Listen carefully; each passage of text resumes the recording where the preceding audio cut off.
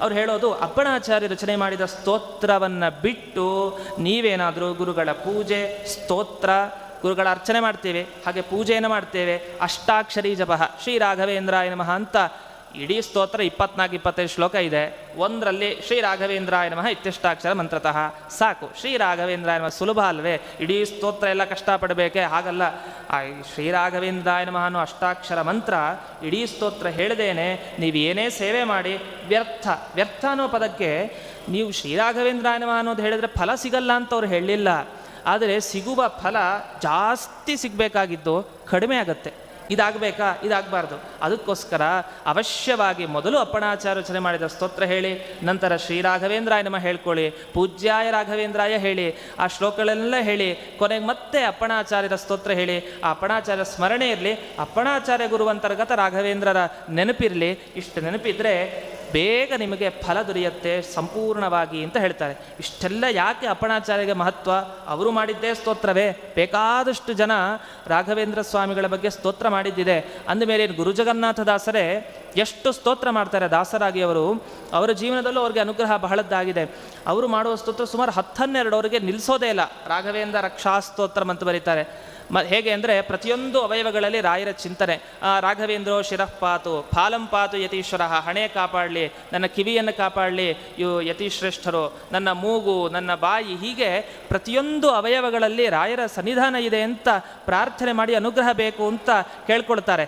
ಯಾರು? ಗುರುಜಗನ್ನಾಥದಾಸರು. ಹಾಗೆ ರಾಘವೇಂದ್ರ ರಕ್ಷಾ ಸ್ತೋತ್ರ. ಇನ್ನೊಂದು ಆಪಾದ ಮೌಲಿ ವರ್ಣನ ಪರ್ಯಂತ ಸ್ತೋತ್ರ ಅಂತ ನಾವೆಲ್ಲ ಶ್ಲೋಕ ಹೇಳೋದಿದೆ. ಆಪಾದ ಮೌಲಿ ಪರ್ಯಂತಂ ಗುರುಣಾಂ ಆಕೃತಿಂ ಸ್ಮರೇತ್ ತೇನ ವಿಘ್ನಾಃ ಪ್ರಣಶ್ಯಂತಿ ಸಿದ್ಧ್ಯಂತಿ ಚ ಮನೋರಥಾಃ. ನಿಮ್ಮ ವಿಘ್ನಗಳು ನಾಶ ಆಗಬೇಕಾ? ಒಮ್ಮೆ ಆ ಗುರುರಾಯರ ಪಾದದಿಂದ ಹಿಡಿದು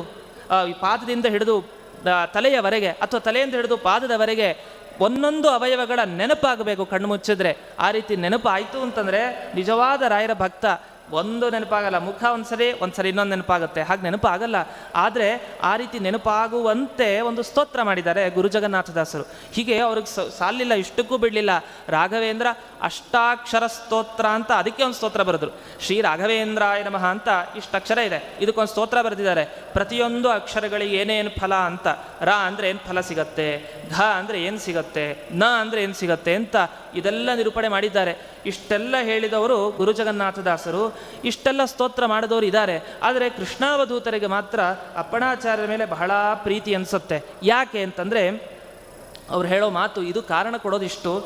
ಸರ್ವೇಷ್ವಪಿ ಚ ಶಿಷ್ಯೇಷು ಅಪ್ಪಣಾಚಾರ್ಯ ಏವ ಸಹ ಗುರೋರತಿಪ್ರಿಯೋ ಯಸ್ಮಾತ್ ಸ್ತುತಿಸ್ತೇನ ಸಮಾದೃತಾಃ. ಲೋಕದಲ್ಲಿ ಎಲ್ಲ ಜನರು ಅಪ್ಪಣಾಚಾರ್ಯ ರಚನೆ ಮಾಡಿದ ಸ್ತೋತ್ರವನ್ನೇ ಹೆಚ್ಚು ಹೆಚ್ಚು ಪಾರಾಯಣ ಮಾಡೋದಿದೆ. ಯಾಕೆಂದರೆ ರಾಘವೇಂದ್ರ ಸ್ವಾಮಿಗಳಿಗೆ ತಮ್ಮ ಶಿಷ್ಯರುಗಳಲ್ಲಿ ಅತ್ಯಂತ ಪ್ರೀತಿ ಪಾತ್ರರಾದ ಶಿಷ್ಯರು ಅಂದರೆ ಅದು ಅಪ್ಪಣಾಚಾರ್ಯರು ಅಂತ. ಅಯ್ಯೋ, ಬೇಕಾದಷ್ಟು ಜನ ಇದ್ದರು ಶಿಷ್ಯಂದರು ಆ ಕಾಲದಲ್ಲಿ. ಅಪ್ಪಣಾಚಾರ್ಯರೇ ಆಗಬೇಕು ಅಂತಂದರೆ ನಿಜ ಇದ್ದರು. ಆದರೆ ಅದಕ್ಕೆ ಸಾಕ್ಷಿ ನಮ್ಮ ಹಯಗ್ರೀವ ದೇವರೇ ಸಾಕ್ಷಿ ಅಲ್ವಾ? ಅಪ್ಪಣಾಚಾರ್ಯ ರಚನೆ ಮಾಡಿದ ಸ್ತೋತ್ರ ಅದು ವೃಂದಾವನದ ಒಳಗಡೆ ಕೂತಾಗ ನೋಡ್ಲಿಕ್ಕಾಗಲಿಲ್ಲ. ಭಕ್ತಿ ಪರವಶರಾಗಿ ಹೇಳಿ ಸಾಕ್ಷಿ ಹಯಾಸ್ಯೋತ್ರಹಿ ಅಂತ ಧ್ವನಿ ಬಂದಿದೆ ಅಂದರೆ ಆ ಶಿಷ್ಯರು ಎಷ್ಟು ಶ್ರೇಷ್ಠ ಶಿಷ್ಯರಿರಬೇಕು ಗುರುರಾಯರಿಗೆ. ಅಂದಮೇಲೆ ಅಪ್ಪಣಾಚಾರ್ಯರು ಮಾಡಿದ ಸ್ತೋತ್ರ ಅಂದರೆ ಎಷ್ಟು ಮಹತ್ವ ಇರುವಂತಹ ಸ್ತೋತ್ರ. ಆ ಸ್ತೋತ್ರವನ್ನು ಪಾರಾಯಣ ಮಾಡದೇನೆ ಗುರುರಾಜರಿಗೆ ಏನು ಅರ್ಪಣೆ ಮಾಡ್ತೀರಿ? ಎಲ್ಲ ವ್ಯರ್ಥ ಮಾಡಬೇಡಿ. ಹಾಗೆ ಪೂರ್ಣ ಫಲ ಸಿಗೋದನ್ನು ಕಳ್ಕೊಳ್ತೀರಿ. ಸ್ವಲ್ಪ ಎಚ್ಚರವನ್ನು ವಹಿಸಿ ಅಂತ ಈ ರೀತಿ ಅವರು ನಮಗೆ ಎಚ್ಚರವನ್ನು ಕೊಟ್ಟು ಆ ಗುರುರಾಯರ ಪ್ರಾರ್ಥನೆಯನ್ನು ಹೇಗೆ ಮಾಡಬೇಕು ಅನ್ನುವ ಒಂದು ವಿಷಯ ಇದೆ. ನಮಗೆ ಪ್ರಸಿದ್ಧವಾದ ಧ್ಯಾನ ಶ್ಲೋಕಗಳಿದೆ. ಗುರುರಾಯರನ್ನು ಹೇಗೆ ಧ್ಯಾನ ಮಾಡಬೇಕು ಅಂತಂದರೆ, ತಪ್ತ ಕಾಂಚನ ಸಂಕಾಶಂ ಅಕ್ಷಮಾಲಾಂ ಕಮಂಡಲಂ ದೌರ್ಭ್ಯಾಂದಧಾನಂ ಕಾಷಾಯ ವಸನಂ ರಾಮಮಾನಸಂ ಯೋಗೀಂದ್ರತೀರ್ಥವಂದ್ಯಾಂಘ್ರಿಂ ತುಳಸೀದಾಮಭೂಷಿತಂ ಜ್ಞಾನ ಭಕ್ತಿ ತಪಃ ಪೂರ್ಣಂ ಧ್ಯಾಯೇತ್ ಸರ್ವಾರ್ಥ ಸಿದ್ಧಯೇ. ನಿಮ್ಮ ಎಲ್ಲ ಅಭೀಷ್ಟಗಳು ಸಿದ್ಧಿ ಆಗಬೇಕು ಅಂದರೆ ನಿಮಗೆ ಈ ರೀತಿ ರಾಯರನ್ನು ಚಿಂತನೆ ಮಾಡಿ. ಹೇಗೆ? ತಪ್ತ ಕಾಂಚನ ಸಂಕಾಶಂ, ರಾಯರು ಹೊಳಿತಾ ಇದ್ದಾರೆ, ಹೇಗೆ ಅಂತಂದರೆ ತಪ್ತ ಕಾಂಚನ, ಕಾಯಿಸಿದ ಬಂಗಾರ ಹೇಗಿದೆಯೋ, ಯಾವ ಬಣ್ಣದಿದೆಯೋ ಆ ರೀತಿ ರಾಯರ ಬಣ್ಣ ಅಂತ ಚಿಂತನೆ ಮಾಡಿ ಅಕ್ಷಮಾಲ ಹಿಡ್ಕೊಂಡಿದ್ದಾರೆ, ಮತ್ತು ಕಮಂಡಲು ಹಿಡ್ಕೊಂಡಿದ್ದಾರೆ. ಎರಡು ಕೈಯಿಂದ ಒಂದು ಅಕ್ಷಮಾಲೆ ಇನ್ನೊಂದು ಕಮಂಡಲು ಹಿಡ್ಕೊಂಡಿದ್ದಾರೆ. ನಂತರ ರಾಮಮಾನಸಂ, ಅವರು ನಮ್ಮನ್ನು ಹಿಂಗೆ ನೋಡ್ತಾ ಇಲ್ಲ, ಕಣ್ಣು ಮುಚ್ಚಿದ್ದಾರೆ. ಕಣ್ಣು ತೆಗೆದ್ರು ನಮ್ಮನ್ನು ನೋಡೋಲ್ಲ ಅವರು, ಅವರ ಮನಸ್ಸೆಲ್ಲ ದೃಷ್ಟಿಯೆಲ್ಲ ಅದು ರಾಮದೇವರಲ್ಲಿರುತ್ತೆ. ಅದಕ್ಕೆ ರಾಘವೇಂದ್ರ ಅಂತ ಅವ್ರಿಗೆ ಹೆಸರು. ಯಾಕೆ ರಾಘವೇಂದ್ರ ಅಂತ ಹೆಸರು? ರಾಘವ ಅಂದರೆ ಯಾರು? ರಾಘವ ಅಂದರೆ ಶ್ರೀರಾಮಚಂದ್ರ ಅಂತ ಅರ್ಥ. ಆ ರಾಮಚಂದ್ರನೇ ಇಂದ್ರ ಅಂದರೆ, ಇಂದ್ರ ಅಂದರೆ ಆ ಇಂದ್ರ ಅಲ್ಲ, ಇಂದ್ರ ಅಂದರೆ ಸ್ವಾಮಿ ಅಂತ ಅರ್ಥ. ರಾಮಚಂದ್ರನೇ ಇಂದ್ರ ಯಾರಿಗೆ? ಅದು ರಾಯರಿಗೆ. ಹಾಗ ರಾಘವ ಇಂದ್ರ ಅಂದರೆ ಸ್ವಾಮಿ ಯಾರಿಗೋ ಅವರೇ ರಾಘವೇಂದ್ರ ಅಂತ ಅರ್ಥ. ತಮ್ಮ ಪದದಲ್ಲೂ ಕೂಡ ಅವರು ತಮ್ಮ ಬಗ್ಗೆ ಹೊಗಳ್ಕೊಳ್ಳೋಕೆ ಇಚ್ಛೆ ಪಡಲ್ಲ. ನಾನು ದೇವರ ದಾಸ, ಗುರುಗಳ ದಾಸ ಅನ್ನುವ ಭಾವ ಅವರಿಗಿರುತ್ತೆ. ಶ್ರೀ ರಾಘವೇಂದ್ರ ಅನ್ನುವ ಶಬ್ದದ ಅರ್ಥ ಹೇಳ್ತಾ ರಾಮಮಾನಸಂ, ಅವರ ಮನಸ್ಸೆಲ್ಲ ಶ್ರೀರಾಮನಲ್ಲಿ ಇತ್ತು. ಯೋಗೀಂದ್ರ ತೀರ್ಥವಂದ್ಯಾಂಗ್ರಿಂ, ಯೋಗೀಂದ್ರ ತೀರ್ಥರು ನಿರಂತರ ಸ್ಮರಣೆ ಮಾಡ್ತಾ ಇದ್ರು ಅವರ ಪಾದಕಮಲಗಳನ್ನು. ಅಂತಹ ಯೋಗೀಂದ್ರ ತೀರ್ಥರಿಂದ ವಂದಿತರಾದ ರಾಯರು ತುಳಸಿ ದಾಮಭೂಷಿತಂ, ಅವರು ಹಾಕೊಂಡ ಹಾರ ಏನಿದೆ ಅದು ತುಳಸಿ ಹಾರವನ್ನು ಹಾಕ್ಕೊಂಡಿದ್ರು. ಪೂರ್ಣ ತುಂಬಿದ್ದಾರೆ. ಏನು ತುಂಬಿದೆ ಅವರ ದೇಹದಲ್ಲಿ ಅಂತಂದರೆ ಜ್ಞಾನ ಭಕ್ತಿ ತಪಃ ಪೂರ್ಣಂ. ತುಂಬಿರೋದೆಲ್ಲ ಜ್ಞಾನ, ಭಕ್ತಿ ಮತ್ತು ತಪಸ್ಸು, ಇಷ್ಟೇ. ಆ ಶರೀರ ನೋಡಿದರೆ ಒಳಗಡೆ ಏನು ಕಾಣಿಸಿದ್ರು, ಏನು ನೋಡಿದ್ರು ನಿಮಗೆ ಸಿಗೋದು ಒಂದೇ, ಜ್ಞಾನ ಭಕ್ತಿ ತಪಸ್ಸು, ಇಷ್ಟೇ. ಅಂತಹ ಧ್ಯಾಯೇತ್ ಸರ್ವಾರ್ಥ ಸಿದ್ಧಯೇ, ಇಂತಹ ಗುರುರಾಯರನ್ನು ನೀವು ಪ್ರಾರ್ಥನೆ ಮಾಡಿ ಅಂತ ಈ ಶ್ಲೋಕದಲ್ಲಿ ತಿಳಿಸ್ಕೊಡ್ತಾರೆ. ಇಷ್ಟನ್ನು ಹೇಳಿ ನಂತರ ಅವರು ಪ್ರದಕ್ಷಿಣೆ ಹಾಕಬೇಕಾದ್ರೆ ಹೇಗೆ ಹೇಳಬೇಕು ಅಂತ ಒಂದೊಂದಕ್ಕೂ ಹೇಳ್ತಾರೆ. ನಾವು ಗಂಧ, ಅಕ್ಷತೆ, ಪುಷ್ಪ, ಊರ್ಧ್ವಪುಂಡ್ರ, ಧೂಪ, ದೀಪ ಎಲ್ಲ ಸಮರ್ಪಣೆ ಮಾಡ್ತೀವಿ. ಎಲ್ಲ ಸಮರ್ಪಣೆ ಮಾಡಬೇಕಾದ್ರೆ ಹೇಳಬೇಕಾದ ಶ್ಲೋಕ ಯಾವುದು ಅನ್ನೋದಕ್ಕೂ ಒಂದು ಪಟಲ, ಒಂದು ಪಾದವನ್ನೇ ಬರೀತಾರೆ ಶ್ರೀಕೃಷ್ಣಾವಧೂತರು. ಉದಾಹರಣೆಗೆ ನೀವು ಅಕ್ಷತೆ ಅಂತ ಅಂದ್ಕೊಳ್ಳಿ. ಅಕ್ಷತೆ ಅಂತ ಹೇಳಬೇಕಾದ್ರೆ ಅವರು ಹೇಳೋದು ಕಸ್ತೂರಿ ತಿಲಕಂ ಚೂರ್ಣ ಹರಿದ್ರ ತಂಡುಲೇರ್ಯುತಾನ್ ಗೃಹಾಣ ಗುರುವರ್ಯತ್ವಂ ಅಲಂಕಾರಾರ್ಥಂ ಅಕ್ಷತಾನ್. ನೀವು ನಿಮಗೆ ಅಲಂಕಾರ ಮಾಡ್ಕೊಳ್ಳಿಕ್ಕೆ ಸ್ವೀಕಾರ ಮಾಡಿರಿ ಇದನ್ನು. ಯಾವುದು ಅಂದರೆ ಕಸ್ತೂರಿ ತಿಲಕಂ, ಕಸ್ತೂರಿಯಿಂದ ಮಿಶ್ರಿತವಾದ ಅಕ್ಷತೆ ಕಾಳಂತೆ. ಹರಿದ್ರ ತಂಡುಲೈಹಿ ಚೂರ್ಣ ಅಂದರೆ ಅರಿಶಿನದಿಂದ ತಯಾರಿಸಿದ ಮಂತ್ರಾಕ್ಷತೆ ಅಂತ ಇಲ್ಲಿ ಹರಿದ್ರ ಅಂತ ಬರುತ್ತೆ. ಅರಿಶಿನದಿಂದ ತಯಾರಿಸಿದ ಮಂತ್ರಾಕ್ಷತೆ ಅಂತ ಆ ಬಣ್ಣ, ಅದರ ನಮಗೆ ಎಲ್ಲ ಪ್ರಮಾಣಗಳು ಒಂದೊಂದು ಶ್ಲೋಕ. ಇದನ್ನೆಲ್ಲ ಅಕ್ಷತಾಂತ್ವಂ ಅಲಂಕಾರಾರ್ಥಂ, ನೀವು ಅಲಂಕಾರಕ್ಕೋಸ್ಕರ ಇದನ್ನು ಗ್ರಹಣ ಮಾಡಿ ಅಂತ ಈ ರೀತಿ ಹೇಳ್ತಾ ನೈವೇದ್ಯಕ್ಕೆ ಒಂದು, ಹಾಗೆ ಪ್ರತಿಯೊಂದಕ್ಕೂ ಕೂಡ ಬರಿತಾ ಹೋಗ್ತಾರೆ. ಅದು ಬಹಳಷ್ಟು ಇದೆ, ಇಲ್ಲಿ ಅದನ್ನು ವಿಸ್ತಾರ ಮಾಡಲಿಕ್ಕೆ ಹೋಗೋಲ್ಲ. ಪ್ರದಕ್ಷಿಣೆ ಬಗ್ಗೆ ಬಂದಾಗ ಹೀಗೆ ಹೇಳಬೇಕಂತೆ, ಗುರುರಾಟ್ ರಾಘವೇಂದ್ರಸ್ಯ ಏಕೈಕಸ್ಮಿನ್ ಪ್ರದಕ್ಷಿಣೆ ಸಪ್ತದ್ವೀಪಮಹೀ ಯಾತ್ರಾ ಫಲಂ ವಿಂದತಿ ಮಾನವ ಅಂತ. ರಾಘವೇಂದ್ರ ಸ್ವಾಮಿಗಳ ಒಂದೊಂದು ಪ್ರದಕ್ಷಿಣೆ ನೀವೇನು ಮಾಡ್ತೀರಿ ವೃಂದಾವನಕ್ಕೆ ಭಕ್ತಿ ಶ್ರದ್ಧೆಯಿಂದ ಒಂದೊಂದೇ ಹೆಜ್ಜೆ ಇಟ್ಟು ಕೆಲವರು ಪ್ರದಕ್ಷಿಣೆ ಮಾಡೋದಿದೆ. ಆ ಪ್ರದಕ್ಷಿಣೆಗೆ ಸಪ್ತದ್ವೀಪ ಮಹೀಯಾತ್ರ, ಜಂಬೂ ಪ್ಲವ ಕಲುಷ 7 ದ್ವೀಪಗಳು, ಸಪ್ತದ್ವೀಪಗಳಿರುವ ಇದು ಭೂಮಿ. ಆ ಭೂಮಿಗೆ ಯಾತ್ರೆ ಮಾಡಿದರೆ ಅಷ್ಟು ಫಲ ಸಿಗತ್ತೆ ಅಂತ. ಇದೆಲ್ಲ ಅದರ ಫಲ ಏನು ಅಂದರೆ ನಿಮಗೆ ಗೊತ್ತಾಗಲ್ಲ, ಅಷ್ಟು ಫಲ ಕೊಡ್ತಾರೆ ಅಂತ. ನಿಮ್ಮ ಜೀವನದಲ್ಲಿ ನಿಮಗೇ ಗೊತ್ತಿಲ್ಲದೆ ಅನೇಕ ಬಾರಿ ನಮಗೆ ಪರಿವರ್ತನೆಗಳಾಗ್ತಾ ಇರುತ್ತೆ. ಇದೇ ಅದರ ಫಲ. ಒಂದು ಬಾರಿ ಭಕ್ತಿಯಿಂದ ಮಾಡಿದ ಪ್ರದಕ್ಷಿಣೆ ಇಷ್ಟು ಫಲ ಅಂತ ಹೇಳ್ತಾರೆ. ದುಃಖ ಆಗ್ಬಿಡುತ್ತವ್ರಿಗೆ, ಮತ್ತೆ ಹೇಳ್ತಾರೆ, ದುಃಖದಿಂದ ಹೇಳ್ತಾ ಹೋಗ್ತಾರೆ ಪ್ರಾರ್ಥನೆ ಅವ್ರದ್ದು. ತವ ಸೇವಾರತಾನ್ ಕಾಂಶ್ಚಿತ್ ಭಕ್ತಾನ್ ಪ್ರೇಷಯ ಮಾಂ ಪ್ರತಿ ತೇಷಾಂ ಮನೋರಥಂ ತಾತ ಮಯಾ ಪುತ್ರೇಣ ಪೂರಯ. ತಾತ ಅಂತ ಸಂಸ್ಕೃತದಲ್ಲಿ ತಂದೆಗೆ ಕರೆಯೋದು. ಕನ್ನಡದಲ್ಲಿ ತಾತ ಅಂದರೆ ತಾತನೇ, ಸಂಸ್ಕೃತದಲ್ಲಿ ತಾತ ಅಂದರೆ ತಂದೆ ಅಂತ ಅರ್ಥ. ಅಯ್ಯೋ ನನ್ನ ತಂದೆ ಅಂತ ಭಕ್ತಿಯಿಂದ ಕೂಗಿ ಏನು ಹೇಳ್ತಾರೆ ಅಂದರೆ, ಗುರುರಾಯರೇ ನಿಮ್ಮ ಸೇವೆ ಮಾಡೋ ಭಕ್ತರು ಯಾರ್ಯಾರು ಇದ್ದಾರಲ್ಲ, ಯಾರನ್ನಾದರೂ ಒಬ್ಬರು ನನ್ನ ಹತ್ರ ಕಳಿಸ್ಕೊಡಿ, ನಾನು ಅವ್ರಿಗೆ ಏನೇನು ಸಹಾಯ ಮಾಡ್ಬೋದು ಅಷ್ಟನ್ನು ಮಾಡಿಕೊಡ್ತೀನಿ. ನೀವಂತೂ ಕಾಣಿಸ್ತಾ ಇದ್ರು ನಮಗೆ ಚಿಂತೆ ಇಲ್ಲ, ಆದರೆ ನಿಮ್ಮ ಭಕ್ತರನ್ನು ನನ್ನ ಹತ್ರ ಬರುವಂತೆ ಮಾಡಿ, ಅವ್ರಿಗೆ ಎಷ್ಟಾಗುತ್ತೋ ನಾನು ಅಷ್ಟು ಸಹಾಯ ಮಾಡಿ ಅವರ ಮನೋರಥ ಪೂರ್ಣೆ ಆಗುತ್ತೆ. ನನ್ನನ್ನು ಈ ರೀತಿ ನನಗೆ ಅನುಗ್ರಹ ಮಾಡಿ ಅಂದರೆ ಭಕ್ತರನ್ನು ಬೇಡೋದಿದೆ ಇದು. ಗುರುರಾಯರನ್ನು ಬೇಡೋದಿರಲಿ, ಗುರುರಾಯರೇ ನಿಮ್ಮ ಭಕ್ತರು ನನ್ನ ಹತ್ರ ಬರುವಂತೆ ಮಾಡಿ ಅಂತ. ಯಾಕೆ ಅಂದರೆ ಅಪ್ಪಣಾಚಾರ್ಯ ಹೇಳ್ತಾರೆ, ತದ್ದರ್ಶನಂ ದುರಿತ ಕಾನನ ದಾವಭೂತಂ ಯತ್ಪಾದ ಪಂಕಜರಸ ಪರಿಭೂಷಿತಾಂಗಾಹ.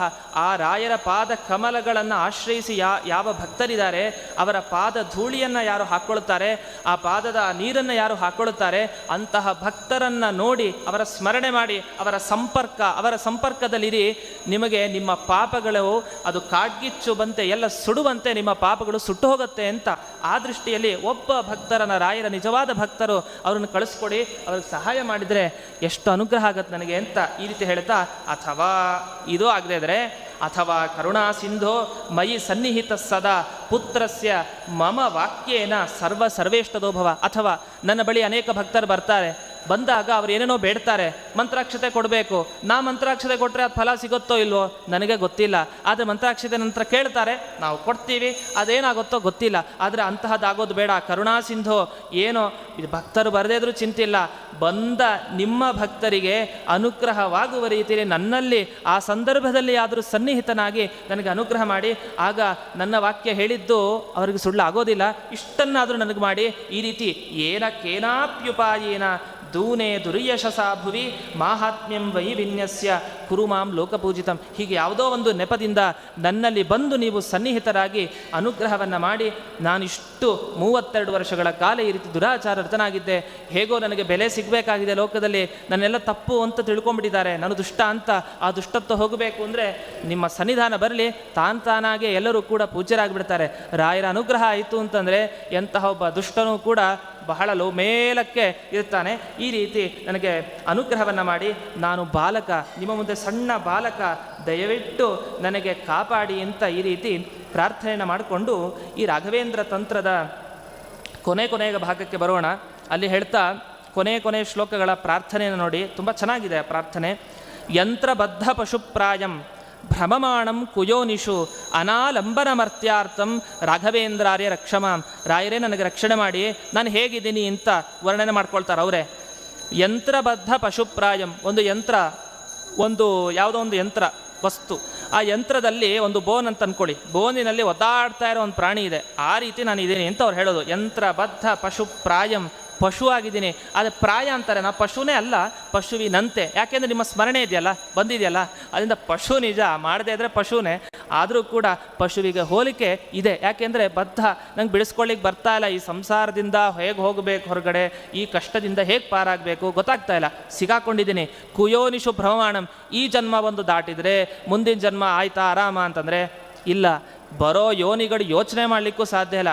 ಒಮ್ಮೆ ಸೊಳ್ಳೆ ಆದರೆ ಇನ್ನೊಂದು ಏನೋ ಕೆಟ್ಟ ಪ್ರಾಣಿ ಆಗ್ತೀವಿ.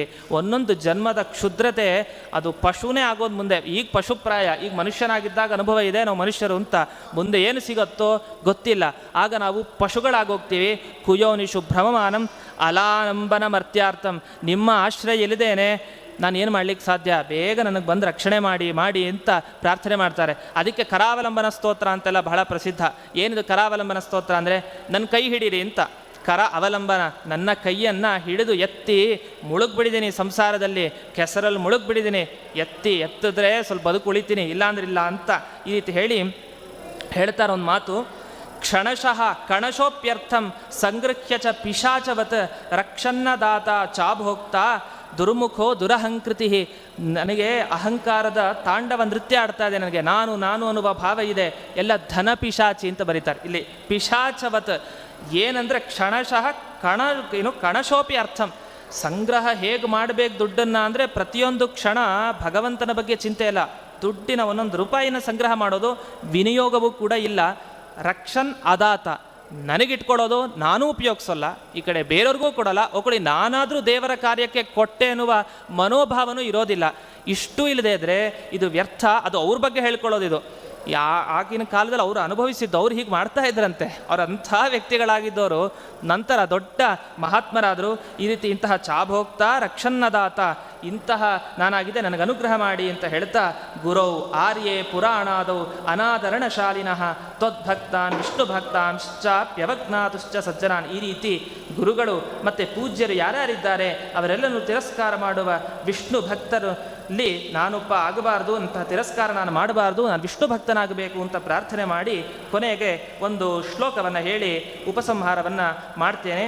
ಇತಿ ಕೃಷ್ಣಾವಧೂತೇನ ಗುರುಪಾದಾನುಜೀವಿನ ಸ್ತವರಾಜಮಿಮಂ ಪ್ರೋಕ್ತಂ ರಹಸ್ಯಂ ಪಾಪನಾಶಕಂ. ಇಂತಹ ಶ್ರೀ ರಾಘವೇಂದ್ರ ತಂತ್ರವನ್ನು ಕೃಷ್ಣಾವಧೂತರಾದ ನಾನು, ಅವರು ಕೃಷ್ಣಾವಧೂತ ಅಂತ ಯಾಕೆ ಹೆಸರು ಬಂತು ಅಂತ ಉಲ್ಲೇಖ ಮಾಡಿ ಕೊನೆಗೆ ಗುರುಪಾದಾನುಜೀವಿನ, ನನ್ನ ಜೀವನ ಸಾರ್ಥಕ ಆಗಿದ್ದೇ ಆ ಗುರುಗಳ ಪಾದಗಳನ್ನು ಆಶ್ರಯಿಸಿ ಆಚರಿಸಿದ್ದರಿಂದ ಅಂಥೇಳಿ ಇಂತಹ ಸ್ತವ ರಾಜ, ರಾಘವೇಂದ್ರ ಸ್ತೋತ್ರಗಳಲ್ಲಿ ರಾಜ ಇದು ಈ ಸ್ತೋತ್ರ ಅಂತ ಹೇಳ್ತಾರೆ. ಆದರೆ ಮರೆಯಲ್ಲ, ಅವರು ಅಪ್ಪಣಾಚಾರ್ಯ ಮಾಡಿದ ಸ್ತೋತ್ರವನ್ನು ಮರೆಯಲ್ಲ. ಅದನ್ನು ಬಿಟ್ಟು ಬೇರೆ ರಾಘವೇಂದ್ರ ಸ್ತೋತ್ರಗಳಲ್ಲಿ ಬಹಳ ದೊಡ್ಡ ಸ್ತೋತ್ರ ಇದು. ಗುರುರಾಜರೇ ಸ್ವಯಂ ಅಪ್ಪಣಾಚಾರ್ಯರ ಸ್ವಪ್ನದಲ್ಲಿ ಬಂದು ಅನುಗ್ರಹ ಮಾಡಿದಂತಹದ್ದು ಅಂತ ಹೇಳಿ ಈ ರೀತಿ ಇದನ್ನು ಪಠನ ಮಾಡೋರಿಗೆ, ಶ್ರವಣವನ್ನು ಮಾಡೋರಿಗೆ ಸರ್ವ ಪಾಪಾನಿ ನಶ್ಯಂತ್ಯೇವ, ಸಕಲ ಅನುಗ್ರಹ ಆಗುತ್ತೆ. ಇದಂ ದತ್ತ ವರ ಸ್ತೋತ್ರಂ, ಇದು ನಾನು ಮಾಡಿದ್ದಲ್ಲ ಸ್ತೋತ್ರ ನನ್ನ ಬುದ್ಧಿಯಿಂದ, ಇದು ಗುರುಗಳೇ ಅಪ್ಪಣಾಚಾರ್ಯರೇ ಸ್ವಯಂ ಬಂದು ನನಗೆ ಕೊಟ್ಟ ಸ್ತೋತ್ರ ಅಂತ ಹೇಳಿ ದಿರಂಬಾ ಸಕೃದಪ್ಯೇತತ್, ಒಂದು ದಿನ ಅದರಲ್ಲಿ ಒಮ್ಮೆ ಯಾವಾಗಲೊಮ್ಮೆ ಸ್ಮರಣೆ ಮಾಡಿದರೆ ತಂದೆಯಂತೆ ಬಂದು ನಿಮಗೆ ಗುರುಗಳು ರಕ್ಷಣೆಯನ್ನು ಮಾಡ್ತಾರೆ ಅಂತ ಹೇಳಿ ಕೊನೆಯ 2 ಶ್ಲೋಕ. ಶುತ್ವಾ ತಾತಸ್ತನಯ ವಚನಂ ಪ್ರೇಮತೋ ಮೋದತೇಹಿ ತ್ವಂ ಮೋದೇಥಾಹ ಶಿಶು ವಚಸಿ ಮೇ ರಾಘವೇಂದ್ರಾರ್ಯ ತಾತ. ನಾನು ಶಿಶುವಿನಂತೆ ಇದ್ದೀನಿ, ಒಂದು ಮಗುವಿನಂತೆ. ಈ ಮಗು ಏನೇನೋ ಇಷ್ಟಿಷ್ಟು ಮಾತಾಡ್ತು, ಕೆಲವು ಧಾರ್ಷ್ಟ್ಯದಿಂದಲೂ ಮಾತಾಡಿದ್ದಿದೆ, ಇಷ್ಟೆಲ್ಲ ಮಾಡಿದ್ದು ನಂಗೆ ಅನುಗ್ರಹ ಮಾಡಲಿಲ್ಲ ಅನ್ನುವ ಧಾರ್ಷ್ಟ್ಯವನ್ನು ತೋರಿಸಿದ್ದಿದೆ. ದಯವಿಟ್ಟು ಒಂದು ತಂದೆ ಮಗುವಿನ ಪೋಷಣೆಯನ್ನು ಮಾಡುವಂತೆ ನನಗೆ ಪೋಷಣೆ ಮಾಡಿ ಅಂತ ಹೇಳ್ತಾ, ತ್ವದನನ್ಯಗತೇಹೇ ಮಮ ಅಪರಾಧಾನ್ ಸುತ ವಾತ್ಸಲ್ಯಮುಪಾಗತಃ ಕ್ಷಮಸ್ವ.